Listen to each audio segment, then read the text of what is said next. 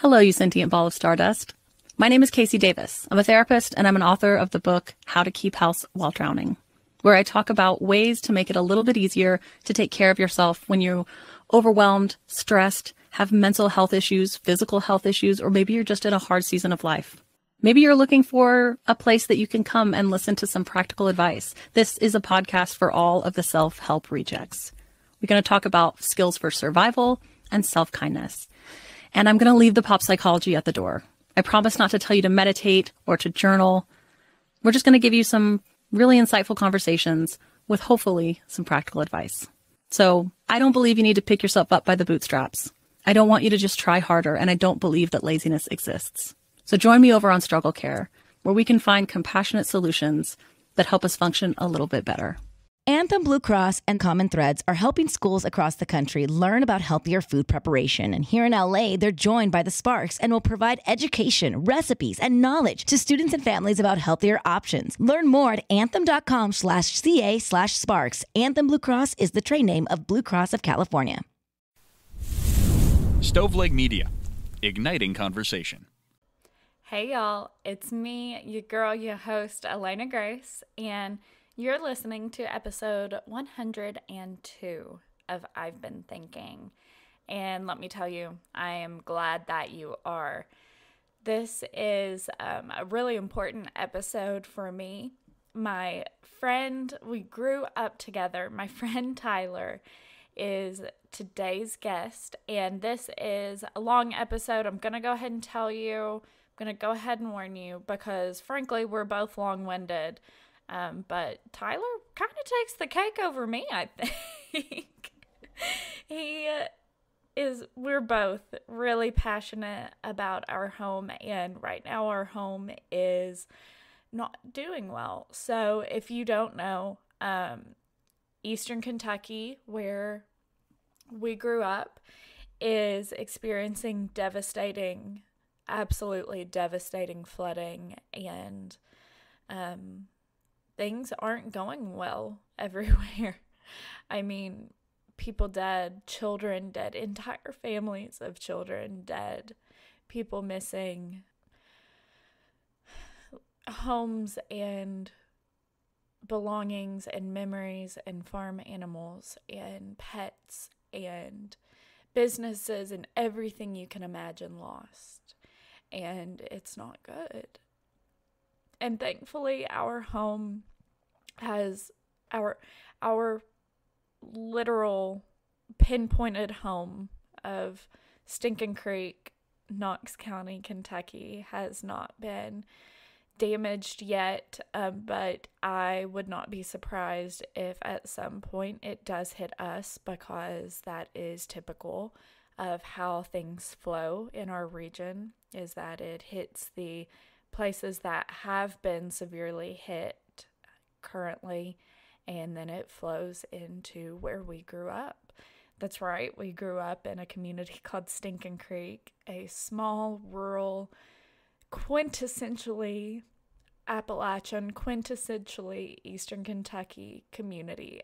And it breaks my heart that these people, these brothers and sisters of my soul and of my home, have been devastated in such a way. So, for that reason, Tyler and I wanted to do this episode together to raise a little awareness about this, to talk about some Appalachian context. So, context for why Eastern Kentucky is the way it is. To talk about our culture, to talk about who we are as a people, and the importance of community for our people, because community is all we have and is all we've ever had. So this episode it's all over the place. I'll go ahead and let you know. We talk about a little bit of everything. We talk about coal camps, and we talk about Blair Mountain, and we talk about how we were raised in union organizers and churches and people helping each other because we can't count on the government. And we talk about race, and we talk about Tyler Childers, and we talk about a little bit of everything in between. And it is so fun to listen to because, first of all, Tyler knows what he's talking about. And because we get to share two similar but different versions of growing up in the same exact place. And how those experiences have affected us. And how those experiences of where we grew up have affected who we are today as adults. So it is a really interesting episode, and throughout it we also talk about some ways to help and give back and people who are helping and giving back. So definitely stick around for as much, listen to it in parts, I don't care, but I would love for you all to listen to this episode all the way to the end, because at the end we do mention some places to look to find good resources to give to so that the people of Eastern Kentucky can receive some direct aid. With that being said, there will also be links in the show notes and in the blog for today's post. So anyway, I am just going to let you all listen to this episode. It speaks for itself. I think it's a special one. Okay, so I love you guys. Thank you for being here. Thank you for listening always.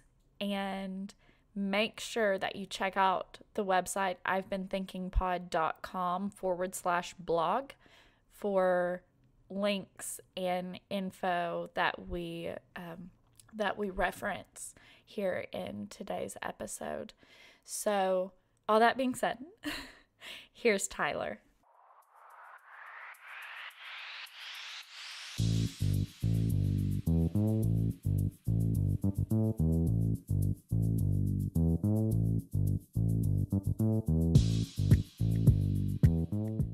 Hi, my name's Tyler. I am 30 years old, and I am from the southeastern Kentucky area. I don't have any professional promotions to tout, but please find a mutual aid to donate to in Eastern Kentucky. I do not have one personally. My wife and I have been donating, but I don't want to point the finger at any specific one. Find one and help, because it's so bad. It's so rough. It's so bad. And that is what we're here to talk about. So Tyler grew up down the road from me. Literally down the road. Practically neighbors. Yeah, practically neighbors, literally like 3 minutes down the road from me. We went to the same church growing up, like all the weekend church lock-ins and stuff, like all of the above, did all of that together. So we have reconnected in recent years on Instagram. Tyler, you live like not at home anymore, and obviously neither do I. But we're both still very passionate about our home and protecting it and loving it. And this past week with the severe flooding in Eastern Kentucky, we've seen incredible examples of people helping. We've seen incredible examples of communities coming together and people really going out of their way. But we have also seen really terrible examples of people being awful fucking humans on the internet, especially. Just cruel. And I don't want to just like jump in and start preaching. No, jump in. It's frustrating, and I was thinking about it all day today. And we spoke a few days ago about doing this, and I'm not an expert. I want to get that. I have no sort of sociological sociological degrees or background. But I care about where I'm from. I now live in North Carolina. I am still in Appalachia. I'm just on the other side of the mountains, as I like to say. I think if the roads were a little straighter, you could probably get to Kentucky in about an hour, but it doesn't work like that, unfortunately. But I lived in southeastern Kentucky for 20x years. Quite a long time, and it's never far from my heart. I think about it a lot, and specifically, the area we're from is regularly one of the most impoverished areas in the country. It's definitely almost always in the top 25.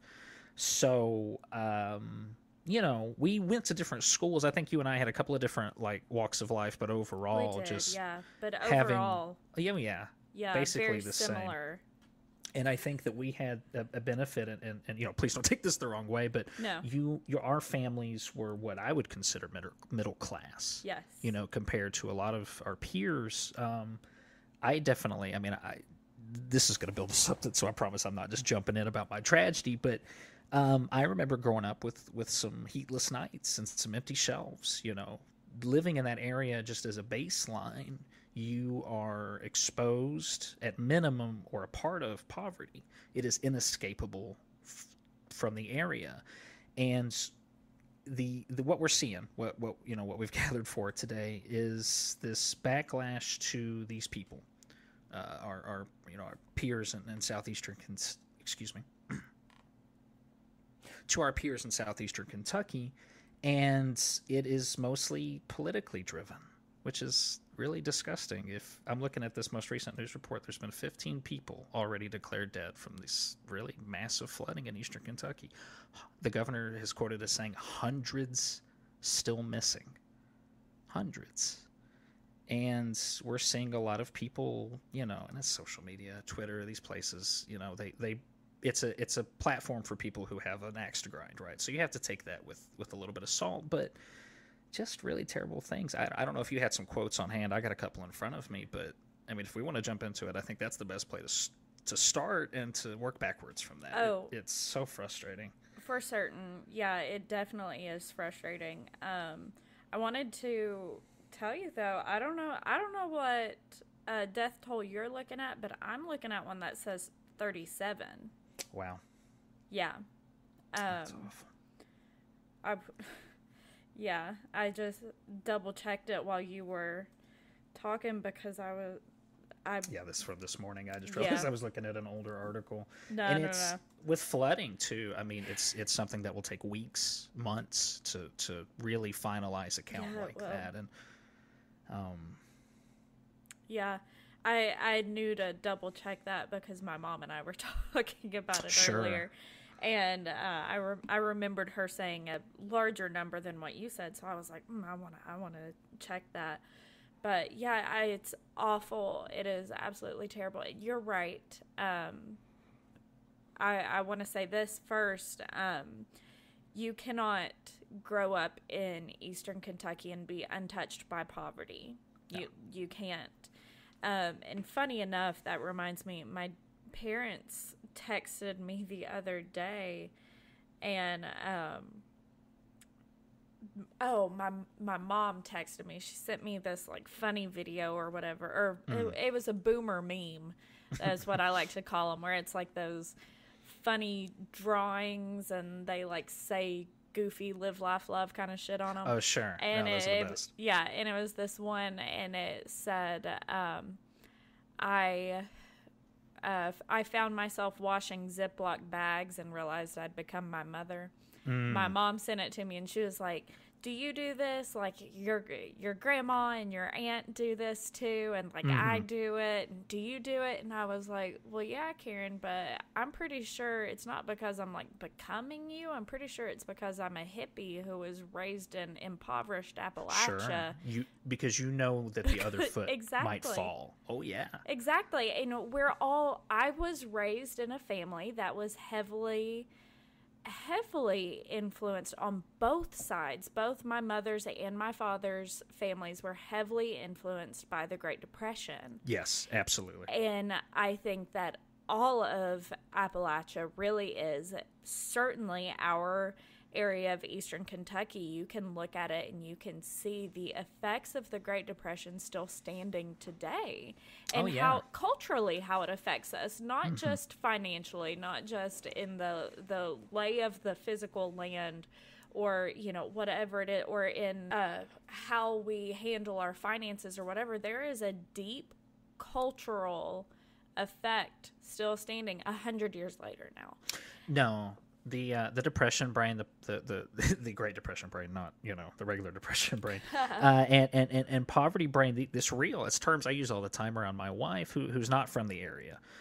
So it's often, and this is something I want to touch on a little bit later, there's almost kind of like a fish out of water effect between her and I, often in the little things I do around the house, because I was raised that way, right?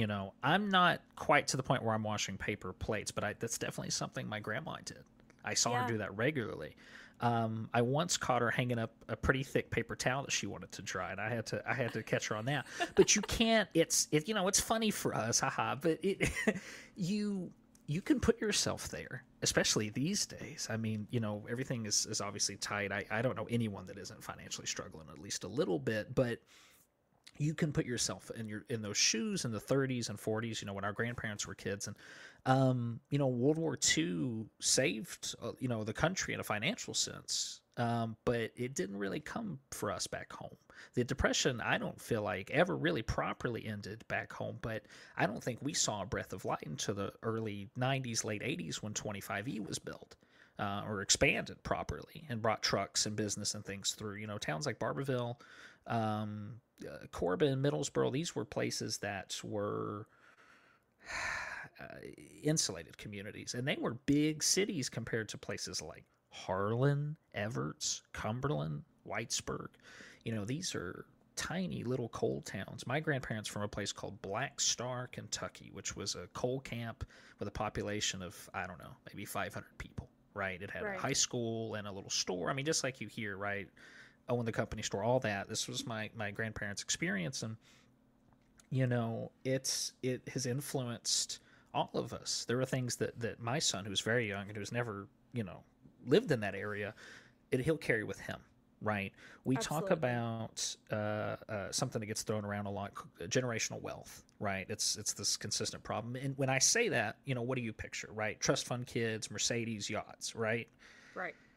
Generational wealth at home mostly amounts to, people from other areas, their parents, had their home and they're able to give it to their kids when they retire or pass away, right? Several of my friends have had to leave because those homes are now in areas that are basically abandoned. There are no jobs. There are no even just social things. I mean, I don't, you remember being a teenager and just like we had to go several towns over to experience anything. Yeah, we did. Right. I mean, I know back home recently went allowed alcohol sales, which was so exciting. I so visited exciting. And it felt nice, but it still all feels a little bit behind. So when you see the effort that's being put away or being put forward, and these places are trying to grow and catch up, right? I guess that's the best way to put it.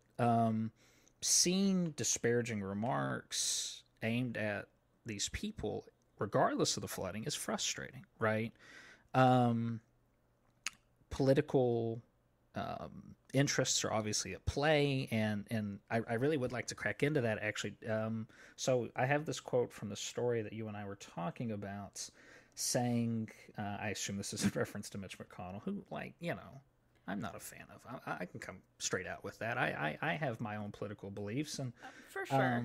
But I mostly align with people, right? If people are suffering, they need help. I don't have any flags outside my house. Do you know what I mean? I don't have any sort of election signs. I think that politics are something that people from our area can't afford to think about very often. So, when they talk about Appalachia handing the 2016 election over to Trump, I think that's so disrespectful to what kind of really happened. Trump was the only and not a fan. I want to be really clear. I'm going to mention him in a positive light. I want to be clear. Not a fan. He was the first major politician to come to the area, like ages and ages and ages. So it's not surprising to see anyone from back home support him, A, because there's a strong tradition of Republican backing, and B, because he acted like he cared. He even put forth any kind of effort. So when you have the other side of that fulcrum are politicians from California and New England, the West Coast, people who call us a flyover state, right? It is easy to see how some people might fall into the trap of going with someone who is at least speaking to them, right? And then to see this backlash, like I said, during this disaster. So vote for a turtle who learned to swim, right? Yeah, I'm literally. My God. I'm looking at. I mean, I have awful. two things to say about that.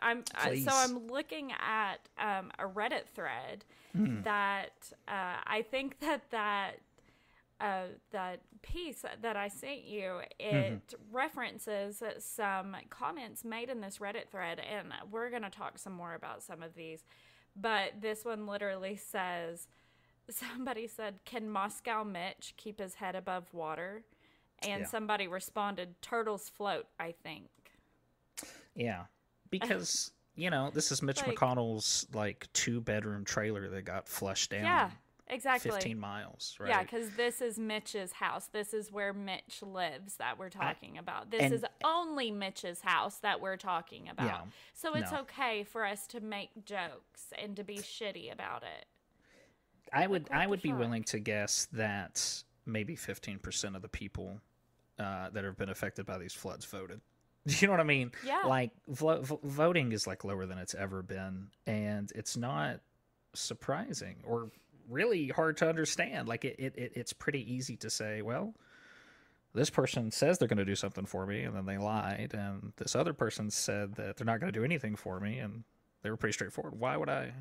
Why get up? Why bother? Right? So, and this is the positive side to that. There seems to be so much mutual aid happening during this, right? Yeah. I have seen so many just people on Facebook, and you always see that, hey, I'm collecting diapers, hey, I'm collecting cans, hey, I'm collecting children's clothes for the winter. I have never seen it like this. Not even when I did social work or work with churches and things. It's on a scale that I hate to see the context, but I am excited to see it happening because our area has only ever known ourselves. We've only ever had ourselves to help us, right? That's exactly it. We've only ever known ourselves, and we've only ever known, exactly like you said, to be able to count on each other for help. We have always known that the government doesn't care. The federal government doesn't care about us. The state government, at best, they don't care about us. At best, worst, they don't care. At worst, they're trying to fuck us over actively. The state government half the time doesn't care about us. But I will say, Andy Bashir has been quite good in the past week. He has been wonderful in his responses.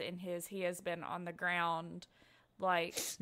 He seems really hands-on, which is nice. He does seem really hands-on. I moved away. Oh, sorry, go ahead. No, I was just going to say, I'm proud to say I voted for him. I was not about Matt Bevin. And that again, that's another one of those issues that it's that, I don't really know that much about Bashir. I moved away just before he was elected, and I've seen that he's been very hands-on. He's done a lot of good things. I've had some anecdotal stories where I know people who aren't necessarily a fan. I'm not living under it, so I can't really comment, but he does seem like he's showing up. So to that credit, that's great, For sure. And he canceled some sort of diplomatic trip, which I'm not sure why the governor of Kentucky would need to go overseas, but I'm not a politician. I don't necessarily know why that works. Do you want to know about, this is just some side gossip, okay? Please. So the city of New Orleans is furious with its mayor right now because they're going through some big shit there or whatever. I don't remember what it is, but they're having some kind of problem. The city has already spent, I forget how much, an exorbitant amount of money just in mayoral travel fees. Oh. She has been in Amsterdam on the city's dime. Sure.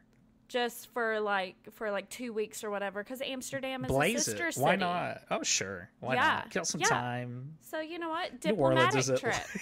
one of the most populous cities in the South. You don't need to be there. It's fine. You don't need to be there taking care of your people for I wish I could remember what it was that's like going on that, you know, they're all like specifically pissed about it for. But they're furious because they're so on that note, I am so thankful that Andy canceled whatever damn diplomatic trip he had going on, because if not, I would have been furious. Oh, like, what do you mean you're off? What do we say? I'm monitoring the situation from afar. No, right, I'm monitoring. You need to be there. It's not good, right? Playing golf like every president does, playing golf while this country burns. That's it, though, right? That's it.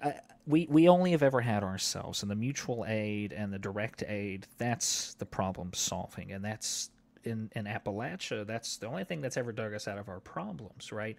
Right. You know, the founding of this country was in New England, right? You've got Philadelphia, New York, D.C. These are the Boston, right? These are the places where the country was born. The heart of this country comes from the breadbasket. It comes from Appalachia, right? We expanded west, which plenty of problems there, right? I'm not saying that was all sunshine and rainbows, but you know, the people that came to Appalachia were the poorest, most desperate people to begin with. Nobody wanted to live there. It was uncharted territory, for one, at least as far as the colonizers were concerned, and two, the wildlife was intense. You know, we have all these black bears and panthers and wildcats, and they knew nothing about it, and they struck out and they did it. And you know, obviously there was some poor choices made, right? Right. But here we are.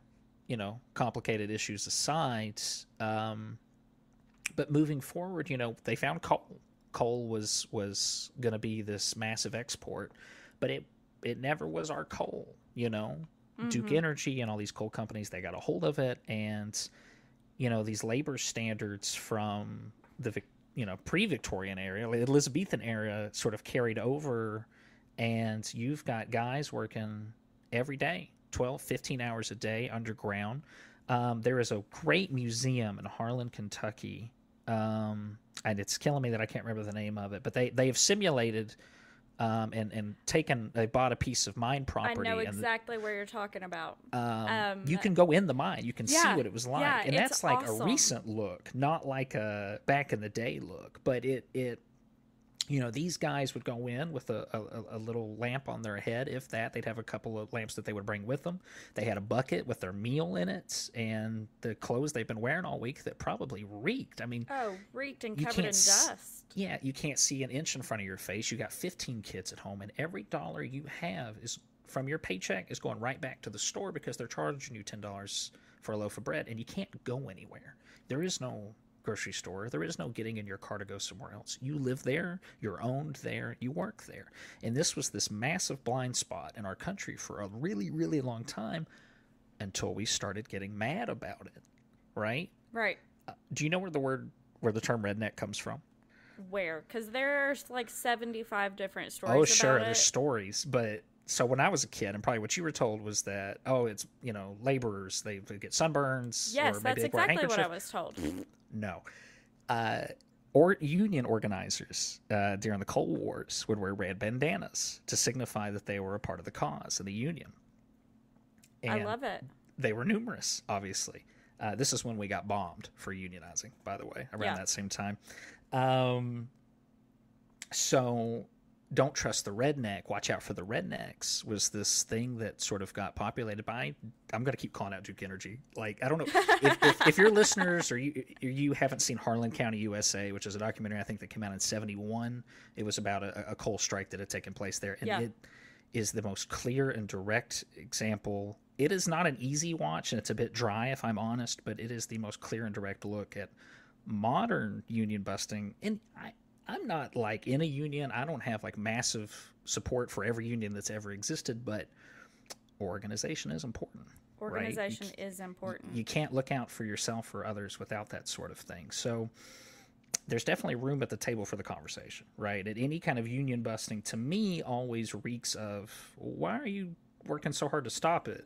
Do you know what I mean? Right? Yeah. So during the Cold Wars, like I said, this rumor of, don't trust rednecks. They're aggressive, they're angry, they're drunks, they're ignorant, right? You see how that starts to pour out. So they wore us down. They bombed us and took things and kidnapped and killed people. And then World War II happened. And, just like the rest of the world, we were pretty swept up in it. I know very few Appalachian World War II, or I knew very few Appalachian World War II veterans. I don't know if you can speak to that. I know you have, stronger knowledge of military background, but it was something that I knew a lot of men couldn't afford to go fight in. Yeah. They couldn't leave, even though I think a lot wanted to. But when it came time for Vietnam, they took us in droves. Right. I mean, bus loads of kids just gone. And so I will say I know some, or knew some Eastern Kentucky World War II veterans. Yeah, but not a ton. Not what you would expect. Mm-hmm. And you're absolutely right. And, I was just thinking about that just now. I come from a long military tradition on the Campbell side. My great-grandfather didn't fight in World War II because you know where he was? In a Harlan County coal camp. Yeah.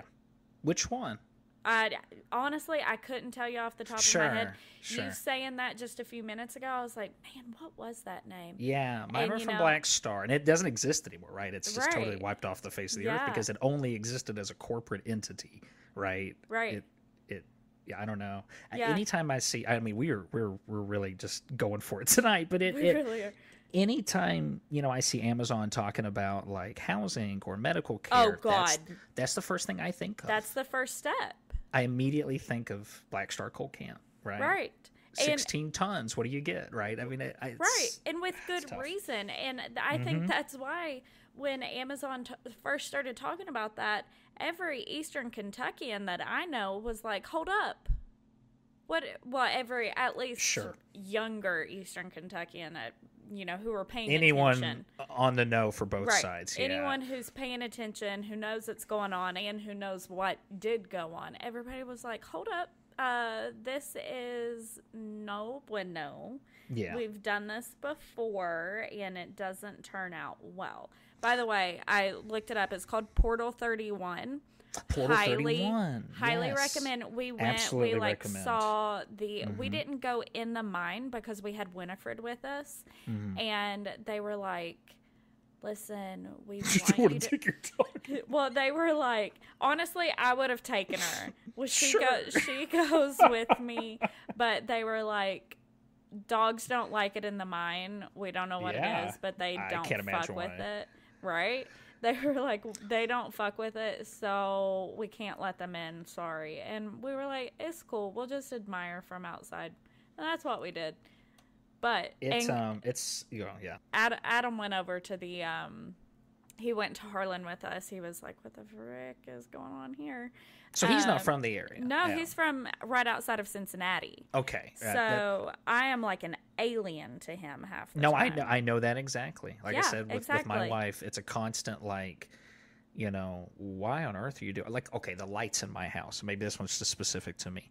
If a light doesn't need to be on, they're almost always off. Oh, yeah. It's like living in a cave in here sometimes. And I hate it. I hate that I do it, but I can't stop myself because all I can think about is my great-grandfather, 95 years old, skeleton walking around the house, like, keep them lights off.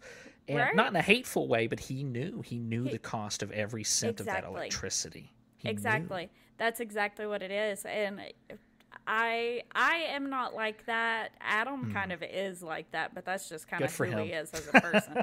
Yeah, but my mom, every time she comes through the house and she's like, oh, turn this light off. You don't need this on, whatever. She's like, I'm turning into Leroy. That's her dad, my papa. Yeah. She's like, I'm turning into Leroy. Oh, my gosh.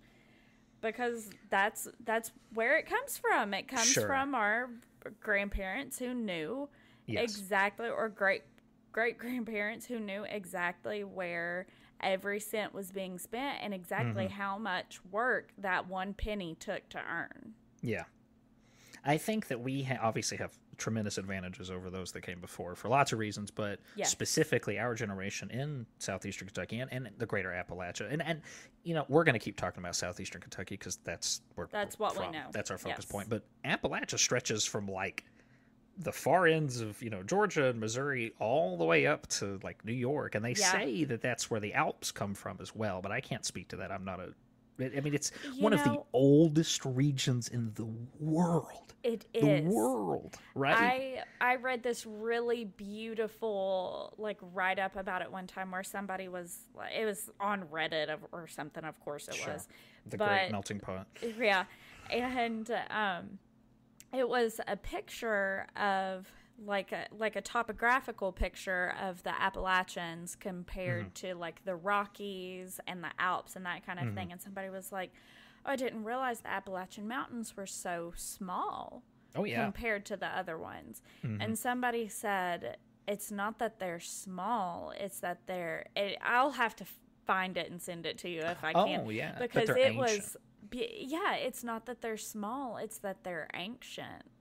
And they are, they're as old as, if not older than, life on Earth, and they have been weathered, and they have seen everything unfold, and they will be here after we're gone. Well, they're older than dinosaurs. Do you know that the reason they don't do a lot of digs around our area for anything like that, they're older than that. It's impossible for them to be there. Like, topsoil we've seen is probably older than most places. So you look at mountain ranges like the Rockies, like the Alps, like I said, the Himalayas.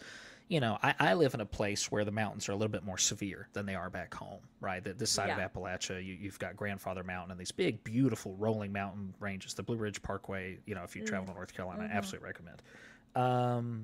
But, they are foothills compared to some of these other mountain ranges. But when you think about the age and the heart of the area, it makes a little more sense. And that's what I wanted to say is that, we had the advantage of the internet and highways. Yeah. Like our generation, you and I, not like our parents even, it specifically was us. So I think the reason that we're so socially minded is that we're connected with more people than ever, right? Yada, yada, yada. But at the same time, we have the advantage of having, at least in the first chunk of my life, living that traditional experience of make every dollar count, make everything you do count because you're probably going to die before you're 60, right? And that's something we haven't brought up. Life expectancy back home, even now, is not ideal. I keep joking to Ashley that I'm over halfway done, right? But it is a mindset. It is something that permeates the entire area, right? It does. Live fast, live hard, die young. It's inescapable. Even the wealthiest people back home have this mindset because that's what happened to their parents. That's what happened to their friends. And, obviously the opioid crisis crashed through in the aughts in the late 90s, decimated us over and over again. And you're not seeing federal support. You're not seeing state support. You're not really seeing municipal support. So I'm saying that very confidently, living in a different state. It falls to, your neighbor.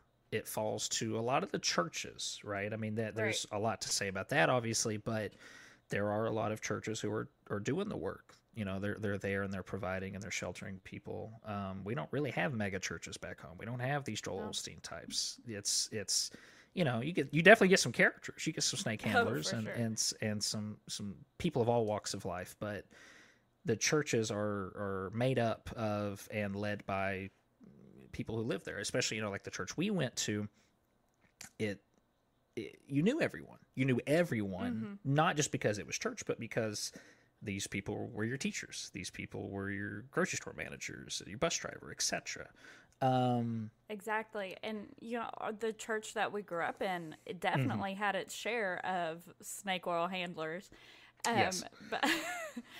But it was the community, and that was where it was born, was of the community. My grandpa, my papa, was one of the founding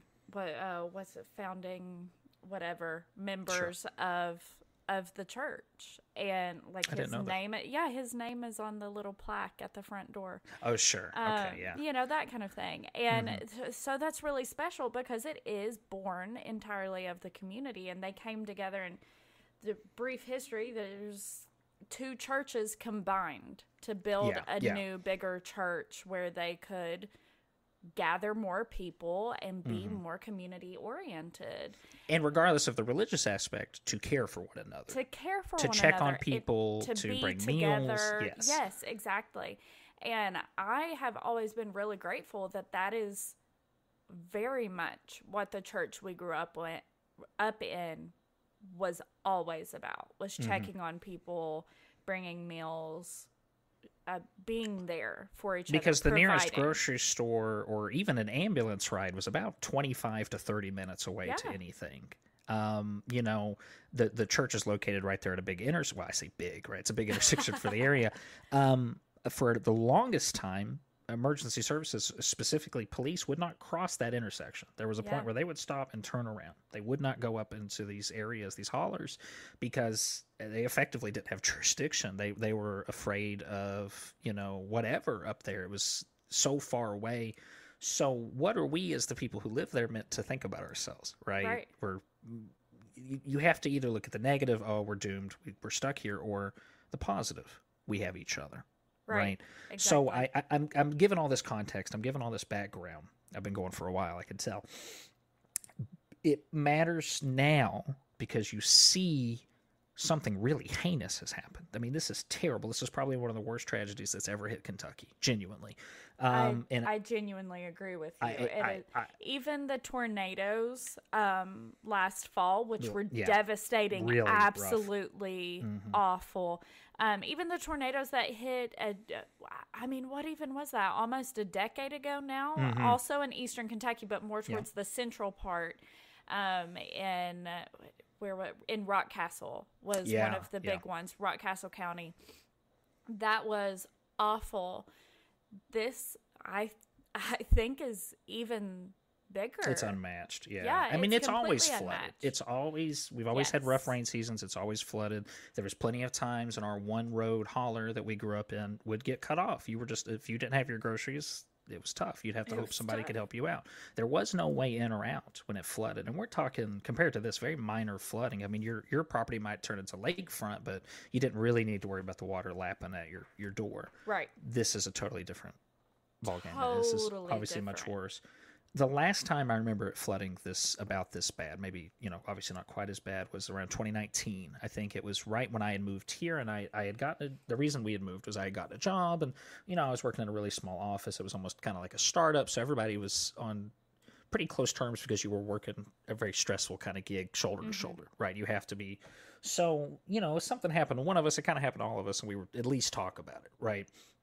Small office stuff, you get it. So, when it flooded really bad in Harlan and Knox and Bell County, these places back in, I guess, like I said, it was the end of 2019, someone had taken these really cinematic, like sweeping drone shots of the damage and these flooded roadways. Yeah.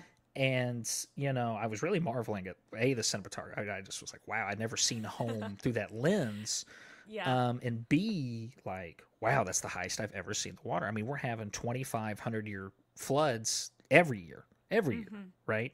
And every town back home has a flood wall, right? I don't know if that's something you've talked about before in your show. Like, I've not, but I was telling a friend here in Florida about that this week, and I was like, it doesn't even matter in this case. Yeah. It's like, and if you're not familiar with flood walls, like, definitely give it a Google. But I'm a huge fantasy guy. It's like where my mind always goes. It's like Helm's Deep, right? Like Lord of the Rings style. Yeah. It's this massive castle wall that goes all around these towns because it has to. It has to if the floods come. And if you're sitting somewhere in the Midwest right now and you're listening to this, I really want you to think about so much water coming in that your town has to have a 15, 20-foot wall around it. Right, with these massive vault doors that close. It sounds like something from a movie, but it's just everywhere. It's just every town has it, and you're very fortunate to live within those walls, though, right? It's not everyone. They have to have them because they know they've experienced life without it. our hometown, Barberville, has had this legendary flood back in early 1900s. What? Oh, sure. Shit. Yeah. Well, yeah. There was one in the 70s, but then there was one in the early 1900s before they put the flood wall in. This kind of spurred we need a flood wall. Need to do something, yeah. Yeah, we need to do something about this. We built our town in a swamp. What could go wrong? Yeah. It's in a bowl in a swamp, and that's not even Middlesboro is literally the in crater. a bowl in a crater. Yeah. Yeah, it's in a meteor crater. Yeah. So there are these towns that are, ours is literally on a swamp. Middlesboro's literally in a bowl, and we have learned the lesson of what it's like to be without it. When you see those black and white pictures of of literally the courthouse, the iconic building that's been there for 100 years, more give or take, whatever. Sure. And this incarnation of the courthouse that is still standing today is flooded all the way up into the second story. Like, what the hell? It's impossible to think about unless you've seen. And you know, I've, like I said, having moved away, it floods here. There's definitely some severe flooding. Not like this. No. Nothing like this. Nothing like when we grew up, which, like I said, comparatively to this is much more minor. So, like I said, to give that context to this story, I was with my coworkers and I'm watching this footage, and Maya, my office mate at the time, who is from Eastern Europe, so her and I had a lot of funny sort of similarities in our childhoods because she grew up during the fall of the Soviet Union in Eastern Europe, and I just grew up the holler. So like it was funny how much we had in common. Like I don't really want to say much more about it, but think about that for a second. Really, like, it's insane. You look at the 90s, when I was a kid, as being this era of prosperity under Clinton, right? Everything, we had a surplus. Everything was going great, right? The war was over. There was going to be no more wars. And I'm struggling. My family's struggling like Eastern Europe, like height of like Soviet problems. So I don't know. That's interesting. So it is interesting. She's like, "What are you looking at?" And I'm like, "Well, I'm just explaining this footage to her," and she's just got this like really grim look on her face because it's horrible, to see. Of course. We called a couple of other coworkers over, and we were discussing it, and because they always kind of got a kick out of where I was from. My accent has.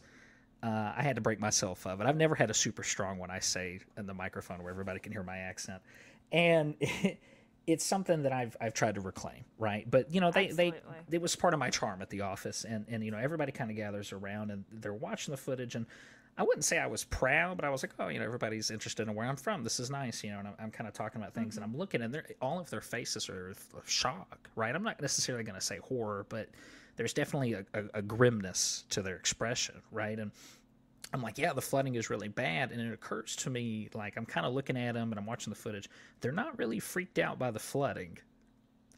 It's the houses that they're seeing. It's the quality of life for some of the footage. Now, again, you're seeing it at its worst with these floods, but at the same time, and we kind of talked about it a little bit after, and I didn't really want to play my hand that I was not embarrassed. I want to be clear. I was almost shocked that they were shocked by it, I guess. Right. Yeah, like it made me feel in a way like I was from a second world country. We're talking about an area that is like less than 200 miles away. I mean, it's not somewhere different. It's the same ecological region, right? These were people who just grew up with, I'm going to say, relatively a silver spoon, right? I want to be clear that these are just normal folks, right? They're not driving to work in like stretch limos, but they had never seen anything like that. They had never seen people with unfinished siding and these, because some of the houses back home definitely have character, right? I grew up in a house that it was a 108-year-old farmhouse that was older than the road it was built on. We actually had our own little stone flood wall going back to that, but that house was there before electricity. That house was there before plumbing, and all these things sort of got added on afterwards. It was really a Frankenstein house that, my family had grown up in. And by the time I was in it, we had done a little bit of remodeling, but I would say at most our house was worth about $30,000. Think about that. $30,000, right?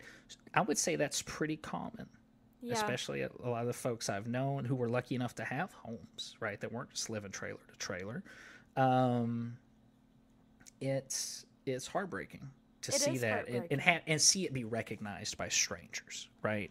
Right. Because to me, and like I said, talking about it after, they were just like asking about the damage, and I could tell that what they were getting at was, why were the houses the way that they were? Why was there so much stuff in the yard, right? Mm-hmm. I can't get into generational poverty with these people. You know what I mean? That my office mates in like the middle of the day. Like there's too much to unpack there to do it like in that moment.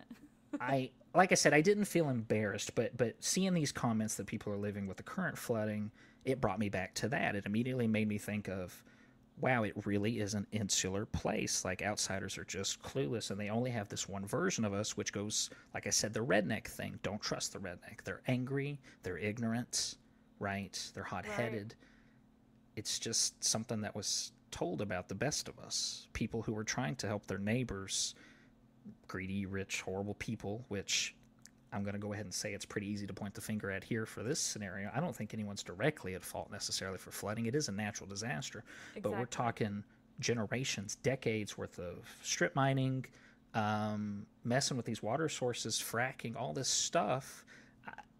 On an individual basis, I'm not going to comment on. I'm not an engineer. I'm not, I can't say if it's good or bad. But it is clearly having a negative impact on the place that we're from.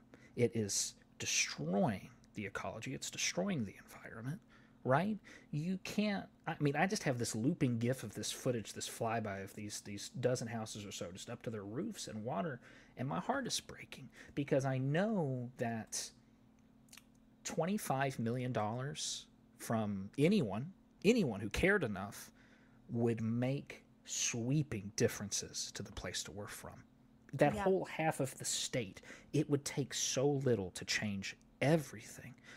But none of us have it. Obviously, the people who get it, they leave, right? And we have expats all over. I know people in California from home, Oregon, Texas, all over, New York, Florida, right? We're forced to leave because we can't help and we can't make a better situation for ourselves. And those, I think, that make it a little further, and I'm not pointing fingers, I don't have anyone in mind, I don't think people are interested in going home and putting in the work because it isn't as easy as saying, it's not as easy as voting, right? The worst thing you can do, especially in situations like this, say, well, you should have voted for someone else. Exactly. Are you kidding me? Are you joking? Because, and a lot of the Vertol I'm seeing is kind of left-based. That bums me out as being what I would consider kind of a pretty left-wing person. It's just totally... It's brain-dead behavior. Like, really, I'm going to get a little angry about it. If you consider yourself, like, left-leaning, if you consider yourself on this political spectrum of mutual aid, helping, socialism, exactly, it's, I think for a lot of people, left and right, they like the titles. They like the sport of it.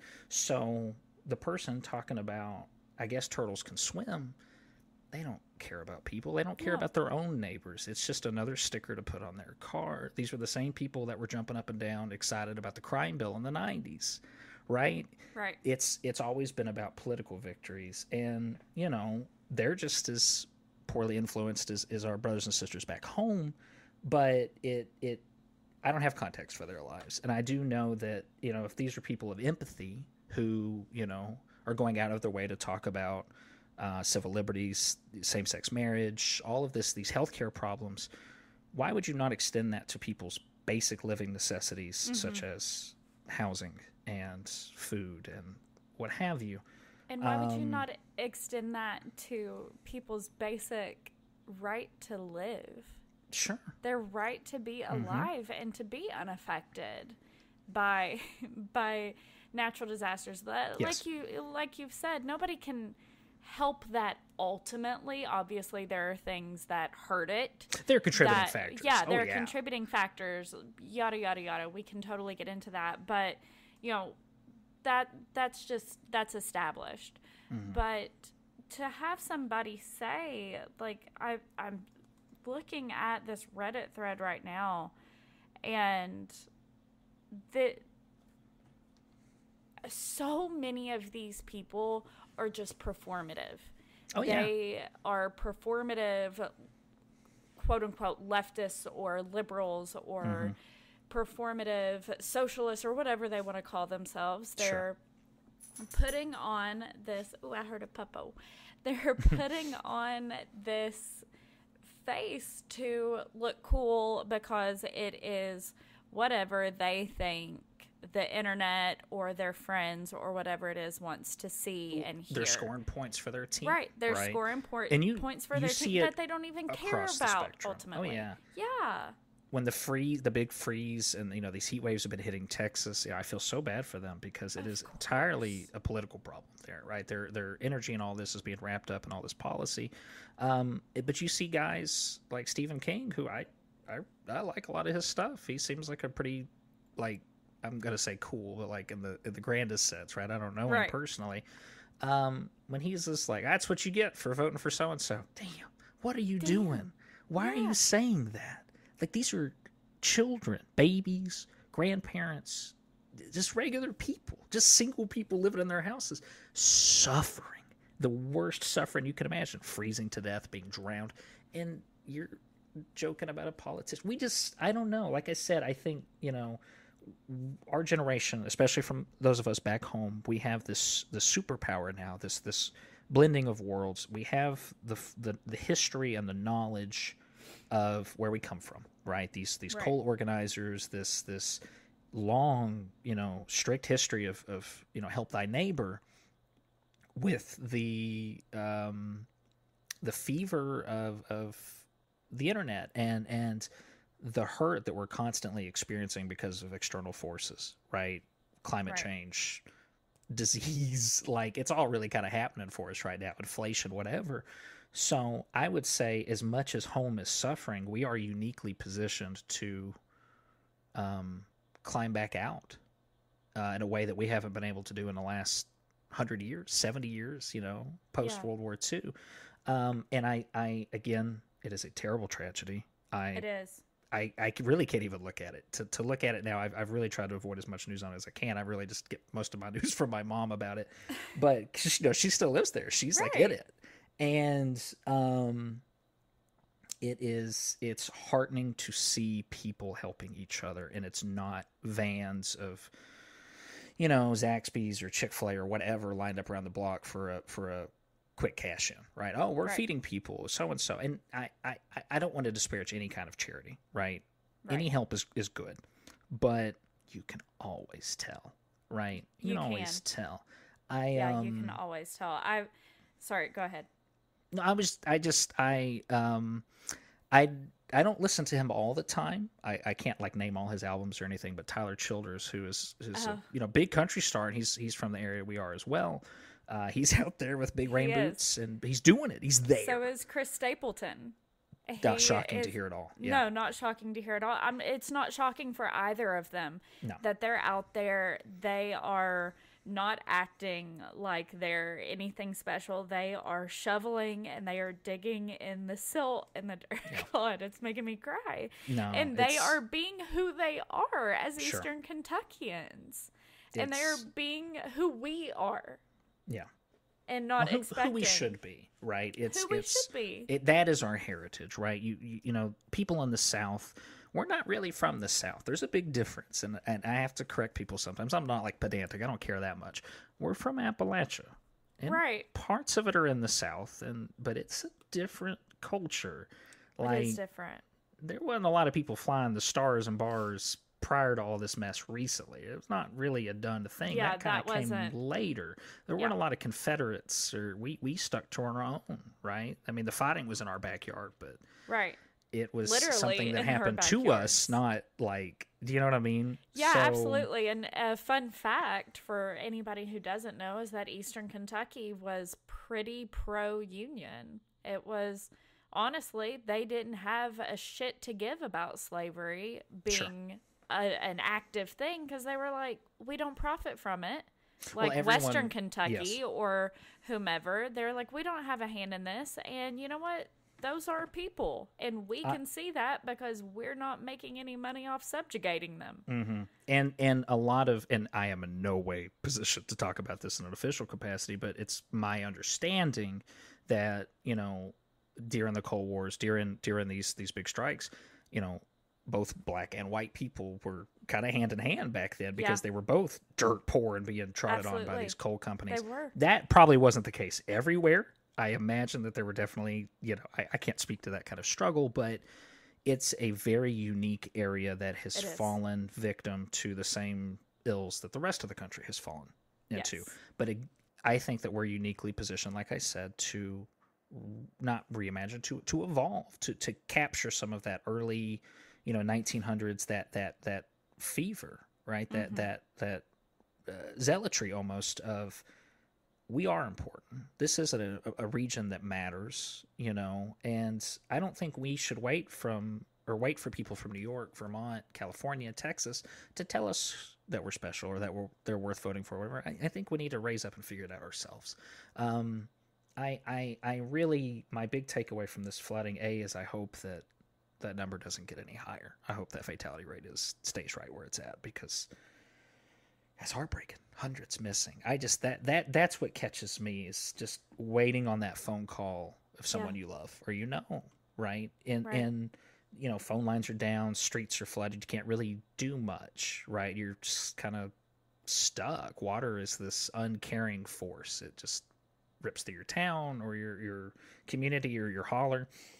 Excuse me, and it doesn't care who you are. It doesn't care what you've done. You're just dealing with it. So I hope that we're able to find a little bit of unity in that. And it's so funny. I know these really, I'm not going to say whack job, just really strict, like, right-wing people who, you know, on Facebook, or if you catch them in the right mood, will say some really heinous things. And I'm just like, man, I can't agree with that. I have no idea how you feel that way.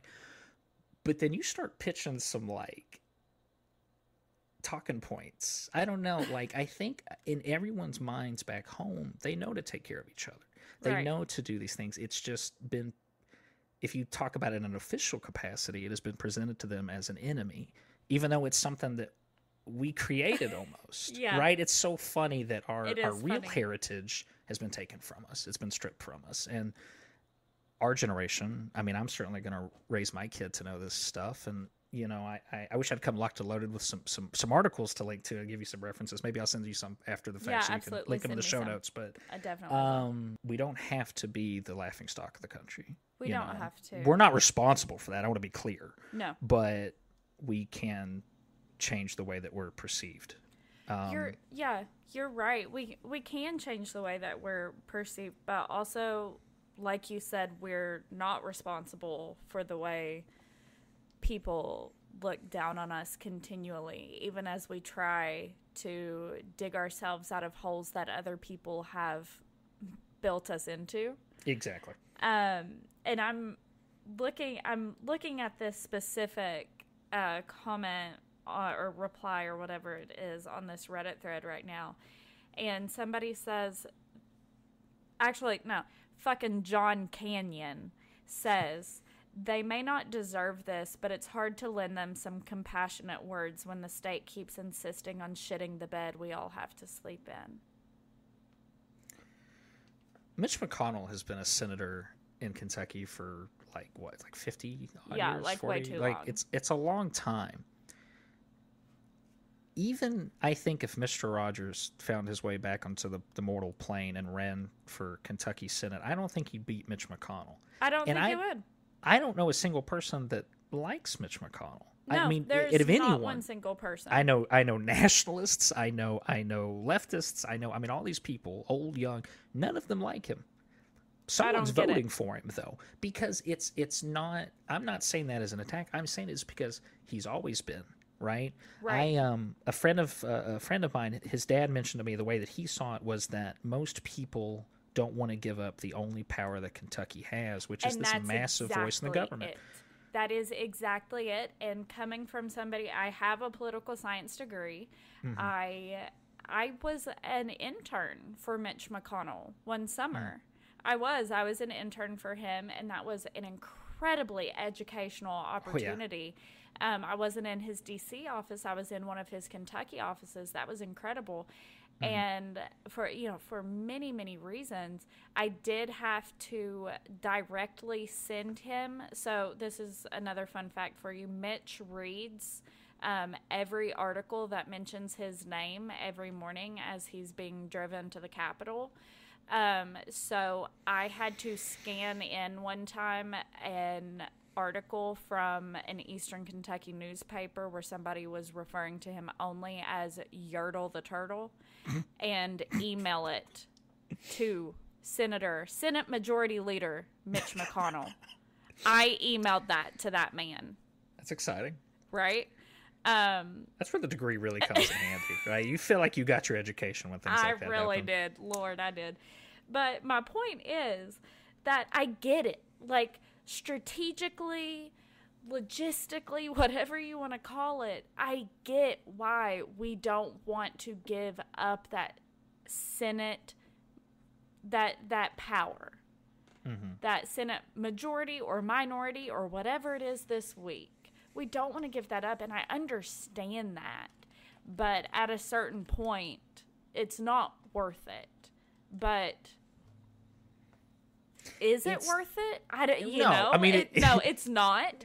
But like, it's hard to balance that, especially in the mind of somebody who doesn't have like this complex understanding of this, and this, and everything that goes into it. They just see the black and white because that's just not how their mind works. And that's just not something that they're heavily educated on, and that's not a bad thing. It's just how it is. And they just say, well, we have this power, and we don't usually have this opportunity to have this power. So let's keep it while we've got it. Sure. And, again, there's a long tradition of just voting Republican down the ballot, and it isn't this GOP cult thing that, I mean, maybe it is now, but it wasn't originally the thing. It's just what was done. And there's definitely a strong tradition of Democrat leaders coming from Kentucky and Southeast and the Kentucky. Southern Democrat, the idea of the Southern conservative Democrat, which is a whole different thing. But I would, I'm not going to be able to find the data right now, at least in any reasonable time frame, but I would be fascinated to see what the last, I guess what was it, Amy McGrath versus McConnell, right? That was that. I bet voting turnout was sub 25%. Oh, I bet it was minuscule. I think people are so busy or struggling, and they have been even since we were kids. And like I said, a time 90s, early 2000s, prior to the recession, boom time, right? Every other part of the country is living, in excess greatly, and we have these memories of poverty. You can't make that make sense without looking at it and saying this area is unique. This area has some sort of albatross over its head, but at the same time, why was it placed there if not to keep us a little in check, right? I have sort of a media reference, if you'll allow me. There's a science fiction book that it was fine. I wouldn't say it was like the best book I've ever read, but it had this opening, and effectively, there's this cast of people they call the Reds, and I think the whole like global or universal culture was based on these like colored casts, right? So red was like at the very bottom, and gold was like at the very top, and there was like a dozen of these. They all had different positions. It's pretty typical like young adult sci-fi, right? Whatever. I would say this is a little better than most of that, but the selling point, what had happened was this cast of people, the Reds, they were sent to Mars to live underground and work underground and to mine this valuable resource or this gas or something, I don't remember. And the way that they got all these people to colonize and to do this work was that they were told that, they're continuously told that they are going to save Earth. Earth is dying, and that everyone from Earth, or most people from Earth, need to come to Mars. So the more that they work, the easier terraforming and changing will happen. So, you have like this main character who is one of these miners, and he's very good at it, and he's, he obviously lives in abject poverty. He's 16, his wife is 16, his dad is dead. It's a town with a lot of cousins and uncles, very few fathers, right? Just because the work is very dangerous, and these people live off of scraps. They all live subterranean, this hell pit, effectively, with no real safety regards. There's like a company that runs everything, and that they tosses some scraps, but it's very easy to draw some parallels, right? This feels very familiar. Oh yeah. There is some kind of incident. I won't get into it, but you find out the big sort of reveal. This is very, very early on in the book. This is not a major spoiler. It's kind of what sets things off is Mars has been terraformed for hundreds of years. So has Venus and Mercury and Earth and the moon. Like, the whole solar system is this paradise for all the other people to live in. And the Reds are stuck doing this work and never told, because why would you take away the reason that they live? Why would you take away this free labor? Hundreds of years of progress, and they were just left behind and not told and lied to. Damn, that sounds awful familiar, that though, huh? Sounds like something I have heard of before. Where have I heard that? So it's heartbreaking. I don't know. It's just something I could talk about for hours at length, and I'm so thankful that you brought me on here to soapbox, because I know my friends are sick to death of it. But if you are from that area, if you're from home, and I'm guilty of this because I left, and I'm not saying you are. I don't want to point that finger at you, but some people leave and they stop caring, and they change their accents and they move on. I like to think I'm not like that. I do my best. I go home. I try to help. I try to donate and things. Obviously, being here, you and I, we're raising awareness, but it is a blind spot, and it is a blind spot, and it always if you're has home, been. Do your best. Talk to your neighbor. Talk to your aunt. Talk to your grandma. Donate. Work. Don't tell people to vote. Don't give to politicians who live across the country. Just don't. I know that's such a hot take, but I'm just going to go for it. So Roe versus Wade, right? That's been a constant concern. It's something that Democrats have been using as an email fundraising tagline for since the 70s, right? Oh, you better watch out. They're going to take Roe versus. Well, guess what? They come and they took it. It's gone. It's gone. And now they're asking us to donate to fix it. Fuck off. Come on. And you could have done something to codify it 30 years ago. Yes, exactly. And it's something that evangelical, conservatives, the evangelical conservatives have been using as a hot ticket point since the 70s. Mm-hmm. Which is unbelievable, but that's 50 years. Oh, yeah. And you, what? I don't, it's unbelievable. Yes. It's just $25 that my boy Bernie, whatever, the fire's out. He did his best, but he did. He, for me, was a compromise.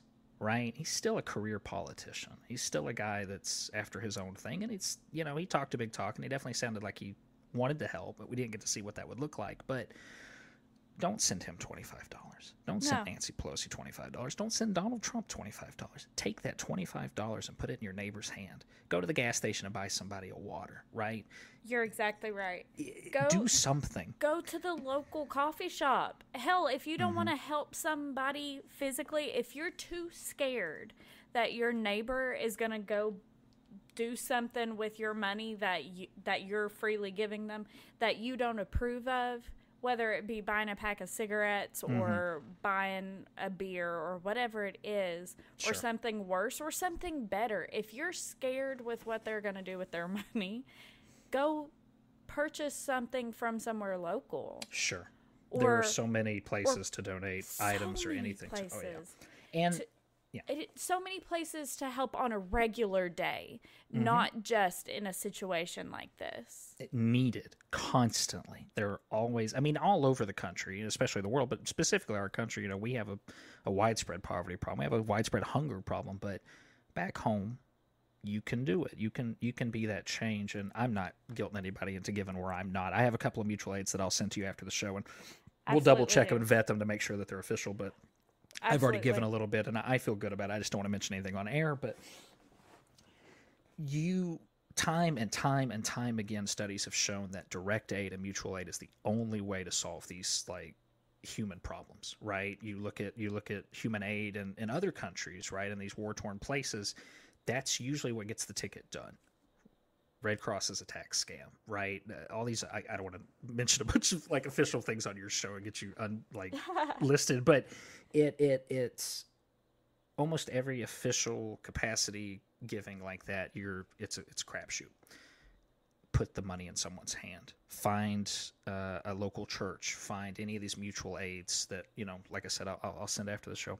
Do something direct. For people who no longer live at home, they're expats like me and you, try to change hearts and minds. Mm-hmm. And I think that's, if you walk away from any of this rambling I've done tonight, is that you just have to show people that it's not any different, and it's the same thing back home. It's a constant sort of, they always joke about the racist uncle at Thanksgiving, right? Right. Sometimes they're not worth your energy, right? Sometimes it's an uphill battle, but specifically with people back home, there was a common ground there in a way that maybe some families don't have, because you were all sort of stuck to the same raft, so to speak. But if you live in these blue states where a lot of this Virotol is coming from, or if you live in, elsewhere, if you live in Canada, try to change the perception of Appalachia, because, we got some cool stuff here. The music tradition, folk tales, botany, ecological. I mean, the nature here is unmatched. I've seen a lot of stuff, but if you can stand the humidity, the hiking, the climbing, biking, all of that it's some of the best in the world. I think. Granted, I haven't traveled the whole globe, but from what I've seen, this is pretty good stuff, at least. I've been to the other side of the world, and it's still one of my favorite places on Earth. It's a special place, and I think that it's ripe for change, and I think it's ripe for hope and love. And now I'm getting a little like heady and soft, but it's an opportunity for us to kind of put aside the game, the political game, which never really applied to southeastern Kentucky or anyone in Appalachia, and put the work in, do the work, right? Does that make sense? I mean, am I too ideological here? No, it does make sense, because ultimately, just like we've talked about we can't rely on the government to help us, so we help ourselves. We can't rely on the government or the media or anybody else to portray us in a true light. So we have to do that for ourselves. Yeah. To change anything, we have to do that for ourselves, and we have to beg, if we have to, of our friends and our loved ones who live elsewhere to help us do that.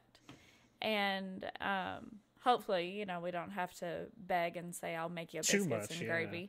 But I'll make you biscuits and gravy in exchange for you for you talking me up good. Contraband. But yeah, it ultimately comes down to the same thing we've been talking about all evening, which is community and relying on each other, because that's all we've ever had. Going back to Tyler Childers, and I remembered why I was going to bring him up. He has a record called Long Violent History. Tyler Childers has a record called Long Violent History. It's incredible. The only one that I listen to on a regular basis. I do like country music, but he took a lot of effort to capture the traditional instruments of home of Appalachia, and it is an almost entirely instrumental. There's only one track with any sort of vocals, and that song is so powerful. That was called. Sorry. Go ahead, please. You might have something I don't. That was his response to Black Lives Matter and police brutality, and it was honestly amazing to see the response, both positive and negative, to that, and to see how disgusted people were that somebody was comparing Blair Mountain to police brutality today. Those people are completely forgetting our literal long violent history of living in Appalachia. It's there's definitely a race issue, right? There is obviously a gross misuse of military force and funds and police departments across the country. That's not something I'm going to touch here, but it's gross and it is disgusting. There is obviously racial motivations for a lot of this violence. I mean, there's no other way to explain it, right? The policing is out of control. But I don't know about you, but I was raised to never trust the police ever, and I never seen anyone get like beat up or anything. I never had anyone pulled over and shot just because of who they were, but I was always told not to trust the police. It's something even my very well-behaved grandmother would tell me. You know what I mean? This is a woman that drove to church twice a week. She would treat herself on a Friday to a Wendy's Frosty, like no kind of crime in her circle even, right? Right.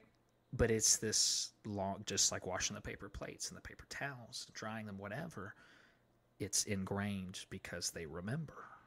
I have to say, I wasn't taught not to trust the police, and it has been a lot of unlearning and unpacking to realize that long violent history that we have experienced,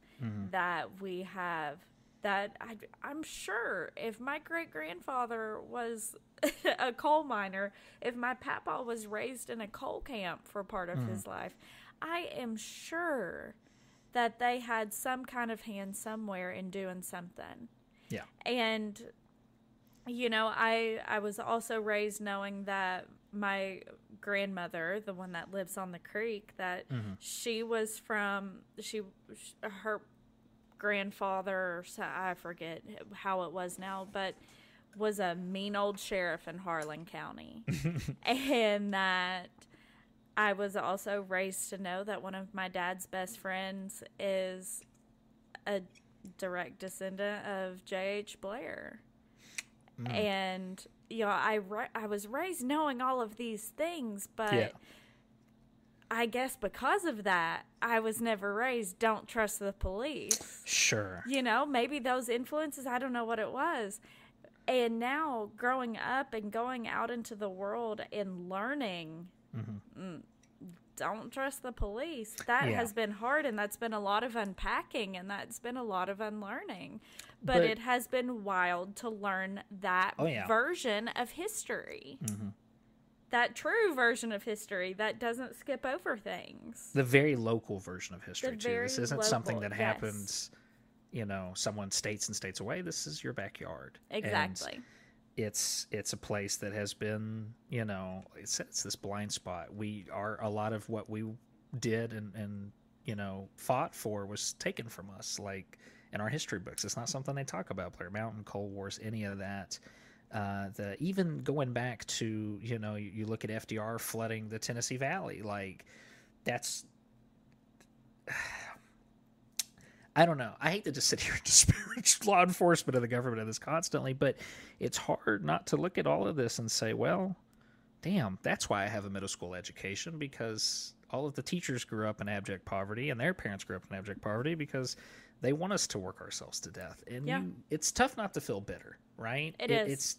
It's tough not to feel bitter to people I meet in my everyday life who, had kind of a easier step in. And it's not that they haven't had struggles and fought for the things that they have, but, God, I mean, I still, anytime I would go to a gas station, I think about the stink of kerosene on my clothes going to school in the morning. You ever have kerosene heaters? Yeah. We didn't have them. My grandparents had a coal, they had a literal coal stove like a big in fat, the living room. Yeah. Mm-hmm. Yeah, for a while. And I remember that. I don't remember that smell, but I remember pulling coal out of the room in the garage that was dedicated to it, right? But anyway, no, we didn't have kerosene heaters, thankfully, I guess, so I didn't have to but it was have terrible, that smell of kerosene, but I know what it was you're that or talking freeze about. to death, though, Yeah. right? You don't have a choice, so you end up having to make a lot of these lesser evils, and it creates consistent wear down. And it does. I was told once, I should have pulled the statistics before I came on here. I'm so embarrassed of my unprofessionalness. I'm disgusted. When I read this, we'll say about 8 years ago, the top three cancer rates in the country were in Kentucky, West Virginia, and I believe either Virginia or Pennsylvania, right? Right. Do you happen to know what the top 3 coal exporters are? I wonder. It was 1-for-1. Now, I'm not a scientist. I don't remember the studies dot for dot, so there might be some, like coincidences there, but I know way more people who have had cancer from home than I know people who haven't. Right. Every woman my mother's age that I know, all my friends' moms, they've had cancer. Some small, some huge, massive, terrible kinds that have taken their lives, unfortunately. Right. And it's these small little decisions that were made either for greed or to survive, either by ourselves or our overseers in the coal companies or the governments to put us in the position we are now. It's fun and it's easy to think that there was this grand master plan to wear us down and keep us in the dark, but I think it's just a lot of small cruelties. And that's what scares me the most, is that, looking at these tweets and these Reddit responses, that I think anyone is capable of dehumanizing, right? It's a very easy thing to do, to paint your enemy as A, an enemy, right? Your neighbor is an enemy, and B, to paint them as inhuman.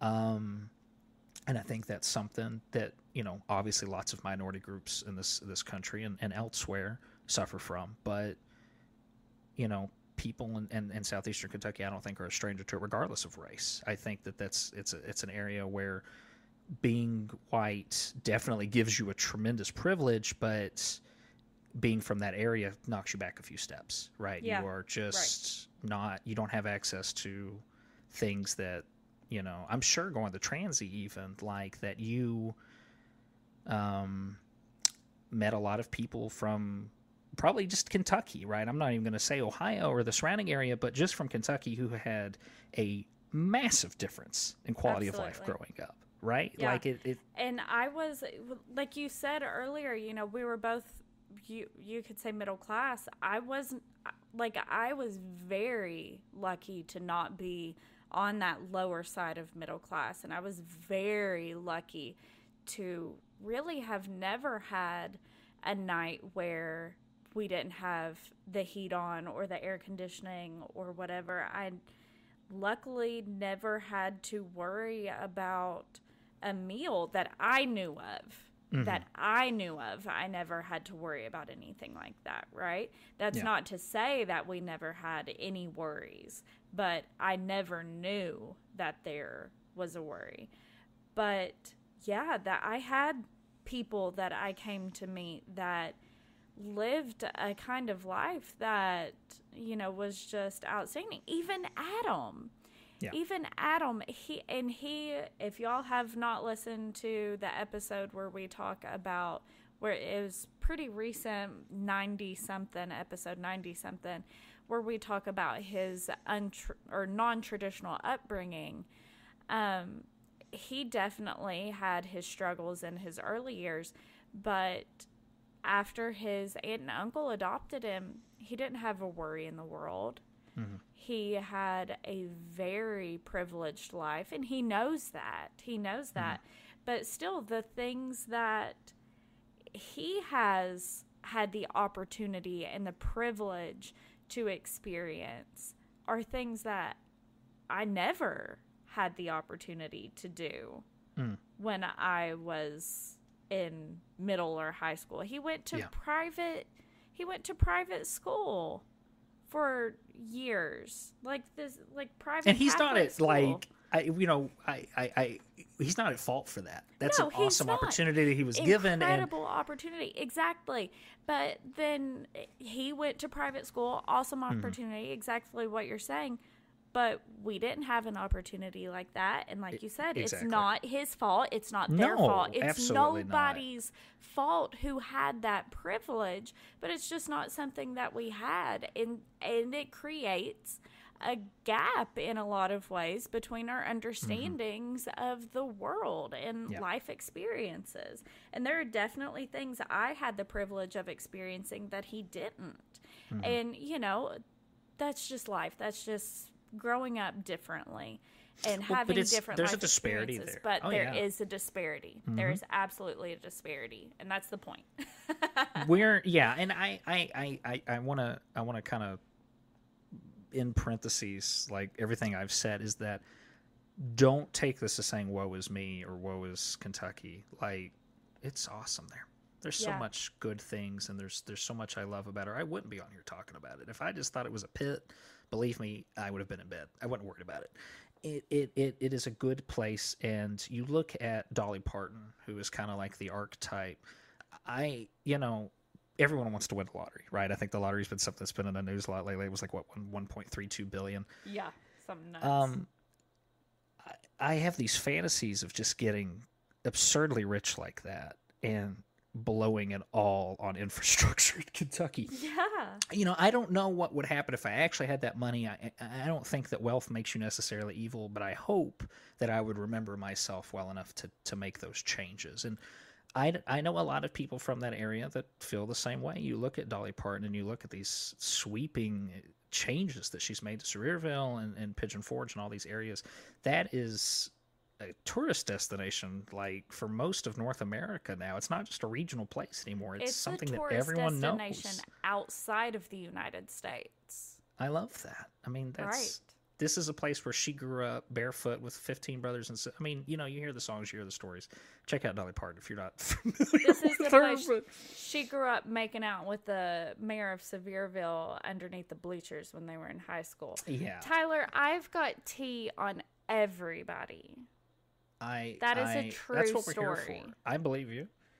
I have a couple about Colonel Sanders, who is another big figure from yes. but Lord, let's not get into that. But you see, Dolly never forgot. Like, she went back. I don't know what Dolly's private dealings are. She may be some terrible, like, business person, but ultimately there's a lot of benefit. And there's this commercialization and all this that's a whole nother capitalistic sin. You can't really get into that. But anything like that back home, even a percentage of that, would make worlds of difference. And I think what people need back home is hope. We haven't had a win there in so long. Kennedy came in the 60s, and that was pretty exciting. Right. There needs to be a closer lens and a lot of direct aid applied there, but it's going to have to come from within. It's got to be one of us. It's got to be all of us. It's not just one of us. It's all of us together. Yeah. But I'm devastated to see this footage, and I don't know how anyone could look at this and think, fuck them. Can you imagine? I cannot. I've never thought that about anyone, short of a few individual people I've seen go to prison, but it's heartbreaking. And if I was watching footage of, like, I don't know, I don't have any, like, hard enemies like that, but I can't fathom that in my heart for anyone. I really can't either. No, I can't fathom that. Cruelty. And I can't fathom that for people who literally did not even put themselves in that physical position, who are just experiencing a literal natural disaster. I cannot fathom the idea of just being hateful to them for experiencing at the lowest point. At their lowest point. Yeah, you're exactly right. Tyler, I'm so glad you came on and did this. I was so happy to be here. Thank you for having me. So glad. Absolutely. Thank you again for coming on for this shotgun episode, I like to call it. It was, I'm glad that you volunteered yourself. You kind of didn't volunteer yourself. You volunteered a story. And I said, hey, I've got a really quick story. How about I come on your podcast and talk for 3 hours? And I said, okay, you're coming on the podcast and you're going to be my guest. And you said, no. And I said, yes. I felt obligated. I had to talk about home. It's all I think about. And I gotta talk the talk and walk the walk, right? I love that. I love that about you. Okay. Is there anything in particular that you want to plug as we close up? Like, do you want to plug your wife's knitting Instagram? Do you want people to follow you? Like, I don't really have an online presence. I'm just gonna take the L on that. You follow my wife. My wife loves to knit. It's at Just a Pearl, JUSTEAPURL. Go crazy if you like knitting. My wife's cool. Check her out. I tell you what, I will plug something. My friend's band, Totally Yes. independent of everything we talked about. Well, not Urameshi. independent. We all grew up together. Yes, they are immensely talented. They play sort of semi-punk music. I love it. I don't really like punk music, so that's about the best. What was the name again? endorsement I And can can you get. spell it for us? Urameshi. Oh yeah, and I'll give you the link and everything. Yes. But that's URAMESHI. Their Instagram is Urameshi Band Official. They're on Spotify. The whole thing. Check them out. They're good. They play. You're if you welcome, live... Jonathan. Yes, our good buds. Also our neighbors, interestingly. Mm-hmm. So check them out. That's my plug. I will sacrifice any own professional improvement for them. For the listener, thank you for getting this far. Make sure that you are following I've Been Thinking Pod on Instagram at I've Been Thinking Pod. Check out the Patreon, patreon.com/I've Been Thinking Pod. Whatever gets subscribed this month, really, I'm giving it to Eastern Kentucky flood relief efforts. So just know that whatever you put towards my podcast this month just goes straight to relief efforts. That's not going into the business or anything. And then also, I do want to plug my friend Fabulous in Fayette. Her name is Whitney. Whitney is the creator behind the Instagram page, but Fabulous in Fayette has an entire Instagram. On her Instagram, she has an entire highlight that is all flood relief resources. So where to donate, like where to drop things off, all of that. She has a very well curated highlight that is all of those resources. So if you need somewhere to look, that is an awesome place to look. And of course, I'll link her as well. Thank you guys for being here. And again, Tyler, thank you for being here. Thank you so much. I had a blast, honestly. I was a little nervous. I'm a little rusty at the mic, but this was great. I'm glad that we had the chance to talk. Perfect. If you guys didn't notice, Tyler has a huge background in broadcasting, so he's incredible on the mic. I'm out of the game. I'm retired. Retired. You're an idiot. Okay. I am going to retire now. It is late. Like we said, this is a shotgun episode, but I am, again, so thankful. Hot off the presses. Hot off the presses. This is coming in hot. And I hope that you guys enjoyed, and I hope that you listened to the entire thing because it was all really important. Okay, that's all. Bye.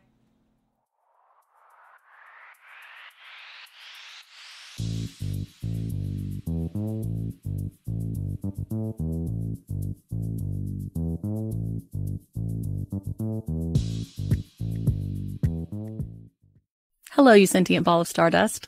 My name is Casey Davis. I'm a therapist, and I'm an author of the book How to Keep House While Drowning, where I talk about ways to make it a little bit easier to take care of yourself when you're overwhelmed, stressed, have mental health issues, physical health issues, or maybe you're just in a hard season of life. Maybe you're looking for a place that you can come and listen to some practical advice. This is a podcast for all of the self-help rejects. We're going to talk about skills for survival and self-kindness. And I'm going to leave the pop psychology at the door. I promise not to tell you to meditate or to journal. We're just going to give you some really insightful conversations with hopefully some practical advice. So I don't believe you need to pick yourself up by the bootstraps. I don't want you to just try harder, and I don't believe that laziness exists. So join me over on Struggle Care, where we can find compassionate solutions that help us function a little bit better. It's important to properly dispose of unwanted medication or sharps. MedProject offers free and convenient disposal options near you. To learn more, call 844-MED-PROJECT or visit medproject.org.